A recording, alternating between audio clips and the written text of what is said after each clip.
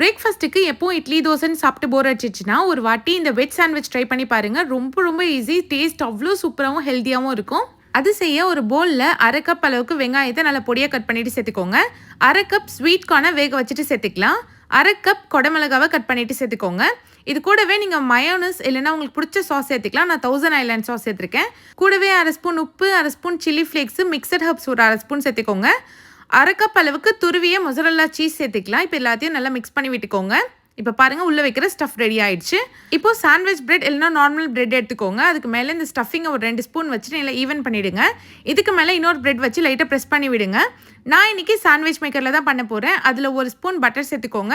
Ready பண்ணி வச்ச bread மேலே திரும்பவும் பட்டர் சேர்த்துக்கோங்க. இப்போ மூடி போட்டுட்டு ஒரு 30 செகண்ட்ஸ்க்கு வேக வச்சு எடுத்திங்கன்னா நல்லா சூப்பராக ரெடி ஆகிடும். உங்ககிட்ட சாண்ட்விச் மேக்கர் இல்லைனா நீங்கள் தோசைக்கல்லில் கூட ட்ரை பண்ணி பார்க்கலாம். டேஸ்ட் ரொம்ப சூப்பராக இருக்கும். பாருங்கள், அவ்வளோதான். ரொம்ப ஹெல்த்தியான வெஜ் சாண்ட்விச் வீட்லேயே செஞ்சாச்சு. இது செய்யறதுக்கு 5 மினிட்ஸ் தான் ஆச்சு. ட்ரை பண்ணிட்டு எப்படி இருந்துச்சுன்னு கமெண்ட் பண்ணுங்கள்.